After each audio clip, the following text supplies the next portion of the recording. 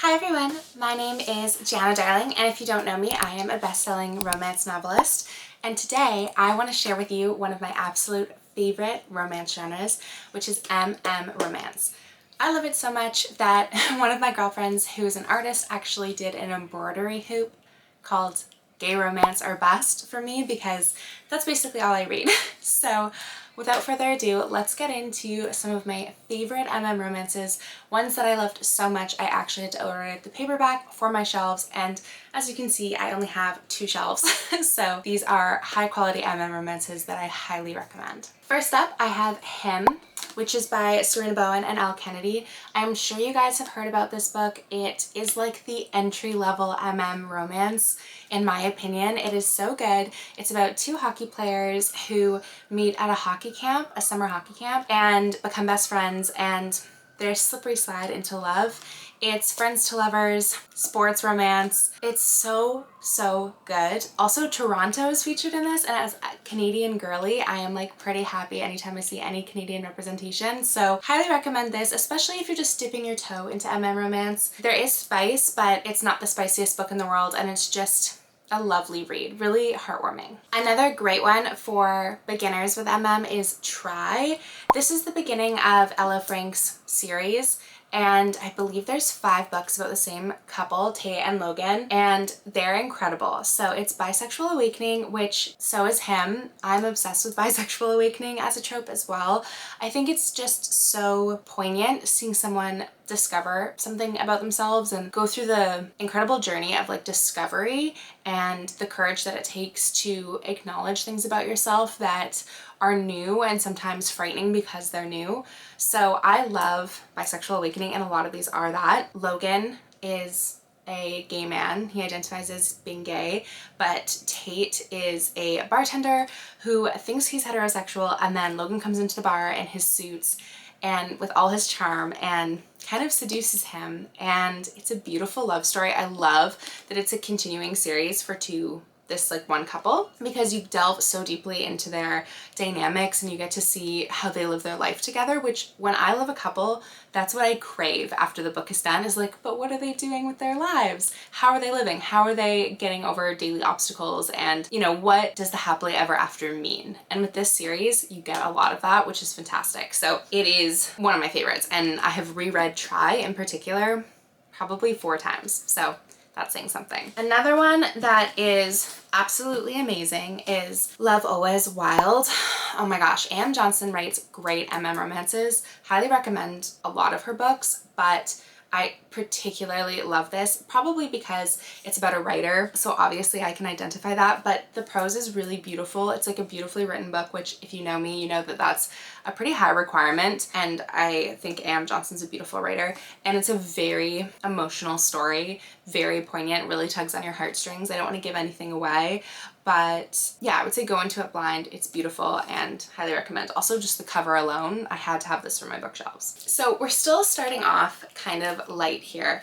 This is The Foxhole Court. It is book 1 in a trilogy that I feel like was very popular a number of years ago. It kind of has a cult following. They actually just came out with a 4th book. I think it's called Sunnyside Court, which I haven't read yet, but I have read the original trilogy. It is so good. It's a slow burn, friends to lovers. They are athletes. It's a sports romance. And it's not just about the romance, it's about the found family, it's about this team, it's about growth, and it's kind of like a Bildungsroman novel as well as a romance, the whole trilogy. It's about the teammates, not just the main couple that falls in love, and it's just like really heartwarming and an incredible read, like addictive. It's also not too long, so if you sometimes like don't want to pick up a longer book, this is a great short zippy read. This is a book that is very controversial. Some people hate it because it's basically set, it's called The Captive Prince by C.S. Packet, and I believe it started on like Wattpad or Archive of Our Own. Don't hold me to that, but it got a cult following for a reason. It's beautifully written, and if you love strategy, I love reading a book where it engages my mind and I really have to like think about the twists and turns. This book has that. This series has that. The Captive Prince trilogy. The problem some people have with it is it's based kind of on a fictional Greece. So there are, you know, triggers like slavery and sex slavery. So if that's something, like, this is a bit more of a dark read. It's also, I guess you would call it fantasy. There's no magic or anything in it, but it's kind of like a fictionalized historical romance. Check the trigger warnings with this one, but it's a beautiful book, like beautifully written book, and I love the twists and turns. It is hardcore enemies to lovers. As in, the basic premise is this prince is betrayed by someone and he ends up being sold to a rival kingdom's prince as his like sex slave, like his pet. It's so much more complicated than that, and I don't want to give away any of the twists and turns because that's part of the fun, but intense enemies to lovers, hate to love, and big slow burn. Like, the romance doesn't really start to develop until the very end of this book, and then kind of gets more into it in book 2 and book 3. But I love this series. She also has a YA series, I think it's called The Dark Prince, that I have not read yet, but people rave about that as well. If you want to do something that's like a little bit lighter and test and like dip your toe into the water of CS Packet. Rock by Anita Sende is so good. If you like forbidden romances, this is a great one. It is step siblings, so it's got that taboo, and it gets even more taboo, but I don't want to give away the twist there. But essentially, you know, they end up moving in together when their parents get together, and it is a deeply moving, beautiful, poetic book. It's actually set in New Zealand, which is always really fun to have like a setting outside of the States. Anita Sende is amazing. She has another series about, it's like the horoscope series, and it's a lot lighter. This one is quite angsty, but that's why I enjoyed it, because I love angst. And I just think that it's called Rock, which is confusing, but it'll make so much sense when you read the book. It's not about rocks. So it's a little bit misleading, but absolutely gorgeous love story. Highly recommend. Next but not ever least is Sierra Simone. A lot of you probably know her for Priest, the first book in this series of standalones. She writes MF, she writes MMF, she writes Polly, and she writes MM. This is her MM romance about a monk, and it's a second chance romance. Some of it is set in Belgium at a monastery. It is so well researched, it's so beautiful. The reason that I love Sierra Simone is because her prose is absolutely evocative. It's so gorgeous. You could eat it with a spoon. You're instantly transported to exactly where she wants you to be with all the feels, and the sex scenes that she writes are like a spiritual experience. They're incredible. So this is a very spicy, very emotional, beautifully written MM romance that I highly recommend. Also, another beautiful cover. So I am doing like obviously contemporary and fantasy because I love both, and Heart of Winter is by one of my favorite authors, Lauren Gilly. She does not coin herself as a romance novelist, but the truth is she writes love stories. They're just written in a more literary fiction-esque way. So again, really beautiful prose like Sierra Simone. She writes a bunch of different things. She also has MF books. She has a really popular motorcycle club series that is called Dartmoor, which I always recommend, Fearless. So you guys have probably heard about it from me before in recommendations, but this one is primarily MM. It's a fantasy romance. It's incredible. I know romantasy is really in, so if you're in that zone, I highly recommend this book. I feel like the cover is slightly underwhelming, but it's an absolutely beautiful read. It is about a bookish boy who does not really fit in his country because he's not a warrior. He's incredibly smart, he's kind of waifish, and his cousin, who's a girl, is actually the kind of warrior type, and he's the bookish type. And then there's another cousin, the younger one, Tessa. So what ends up happening is their country is under invasion from, you know, a rival nation, and they decide to go north to the warrior peoples in the north to propose that this younger cousin, Tessa, can marry the king there and therefore have their protection against the invaders. So Oliver, who's the hero, ends up going with his cousin as her escort on the trip. And when they arrive north, they find that even though the king said they could come, he's not at all interested in a marriage, and he kind of pawns the girl off on his nephews. Meanwhile, he takes a really profound interest in Oliver. And it is so well done. The world building's exquisite. This is a continuing series. I believe that she has 4 books out right now, and as it goes on, it focuses on other couples, not just on Oliver and Eric, but also on, you know, the girl with one of the princes and a few other couples. It looks like there's even a throuple in the series. It is so good. Again, the world building's great. It's Nordic based, which I really enjoy. It's like a different take. And there's dragons for everyone that read Fourth Wing and yearns for dragons. So please pick this up. Like, oh, it is such a good book. I love Lauren Gilly. She's amazing. There are three werewolf MM books that I'm absolutely obsessed with. This is probably the least known of them. Nazaria Andrews. She is, I believe, in Kindle Unlimited too, but I love the cover. It's beautiful. It's a thick book, which I enjoy because it's such great world building.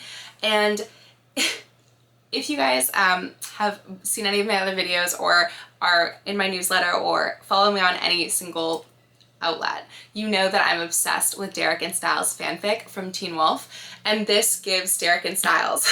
And I read it before I delved into Derek and Styles fanfic, but now that I'm looking back, this definitely, I wonder if it was inspired by it, because essentially this boy is hanging out in the woods behind his house one day when he comes across these two older guys.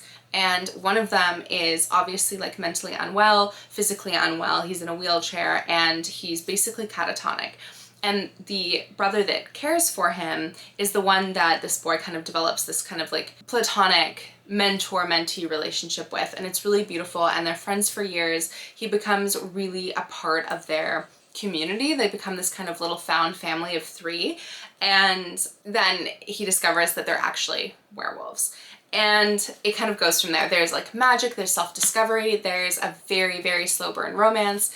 It's just beautiful. Like, I love this book. I need to reread it. I probably will reread it after this video because it's so lovely. And you know, the spine isn't cracked because me, like most people I think that collect paperbacks, I like to read on my Kindle, and then if I like it, I buy the paperback, and it's just for pretty. It's just like uncracked spine for my shelf. So I highly recommend this one. This is the first of 3 werewolf romances that I'm gonna recommend. Clearly there's a theme. I love shifters.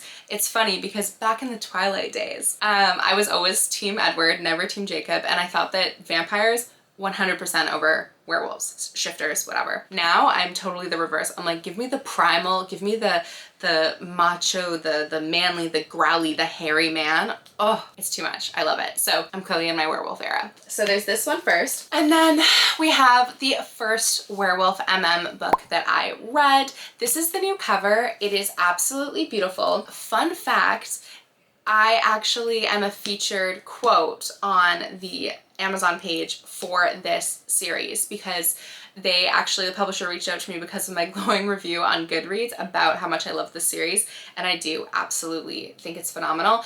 Speaking about great prose, I love how this is written. It's beautiful, but it's also very distinct. So Ox is the main character, and he has like a very linear, rational, short way of thinking. Like, it would be, you know, his hair is yellow, the sun burned my eyes. You know, it's very literal, but it's also somehow really exquisite. So I love the prose here, but the story just is so meaningful. You guys know I love an age gap. This is an age gap romance. Ox is just going about his life. He lives with his single working mom, and one day he's walking in the woods. These often start with like walking in the woods. Maybe I should go for more walks in the woods. I think I'm gonna do that. He goes for a walk in the woods, and suddenly this like young boy kind of jumps out of nowhere and starts talking a mile a minute to him, and ends up giving him this little statue of a wolf. And Ox has no idea what this means, but it basically is the start of a really beautiful relationship between not just Ox and the boy, but Ox and the entire family.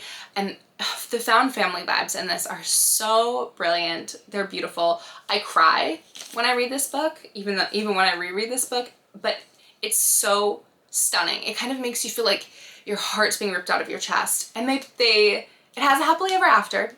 I don't think I ever recommend a book that doesn't have a happily ever after. It's exquisite. It's a series, but it's a series of standalones. So I would recommend starting with this one, but there's Raven Song, Heart Song, and Brother Song. They're all amazing. This one is my favorite just because I love them so much. It's beautiful. So highly recommend this. This is my second werewolf romance recommendation. Now, I am going to make a third. Even though I said I was only doing my paperbacks, I don't have it in paperback. It actually just became available in paperback, which is why I don't have it yet. I need to order it. I will after this. It's called In This Iron Ground by Mariana Vivancos. It's stunning. It's a beautiful found family werewolf romance. I believe it's interracial as well, and Again, the prose is stunning. This story is so poignant. I don't know what it is about this found family shifter. I think because I love found family, I love shifters because they always have packs, and it's just, it tugs at your heartstrings to see all of these connections. And I also love the fated mates trope, and these all have the fated mates kind of feel, if not literally fated mates trope. So highly recommend that as well. Mariana Vivancos is an incredible romance writer. So all of her books I love. Rat Pack as well is exquisite. I love Rat Pack. Also made me cry. But she has if you want something that's just like spicy and kinky and a little bit lighter, Crybaby by her is also really, really good.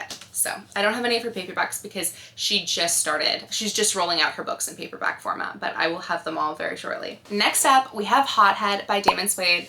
You guys, this book, I still remember where I was the first time I read this book, you know, my feelings, how I felt in my body when I read this book. It's so gorgeous. It is about two firefighters that have been friends for years.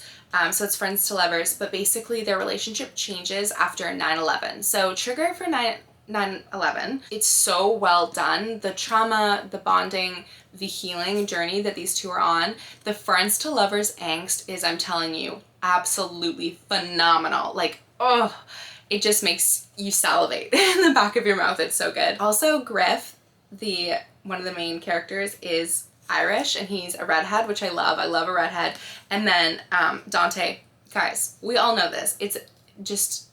It's known in the book world. Any Dante is a wonderful character. Dantes are great characters. So there's a Dante in this too. Basically what ends up happening is one of them needs money to restore his house, and he convinces the other one to do some gay porn with him to raise money for his house. It is so, so beautiful. I love this story. It's really well written. I don't recommend any of his other books. I tried to read his other books because I really enjoyed this one, but this is the standout for sure. It's absolutely exquisite. 10 out of 10, highly recommend. Okay guys, we're down to the last 3. And these are all are they? I think they're all Bisexual Awakening. But one of my absolute favorite ones is Crossroads by Riley Hart. Riley Hart is a prolific writer.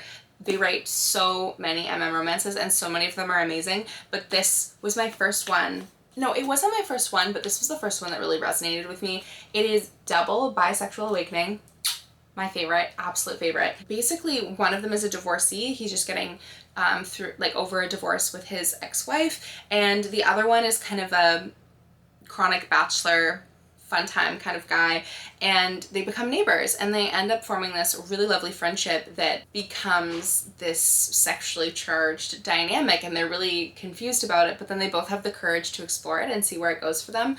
It does deal with some like homophobic overturns of them, you know, coming out as bisexual and with their relationship with some of the family dynamics, but it's dealt with really well, and they're just such a beautiful couple. You just root for them from the very beginning. I thought it was like a very honest, especially the sexual parts of it.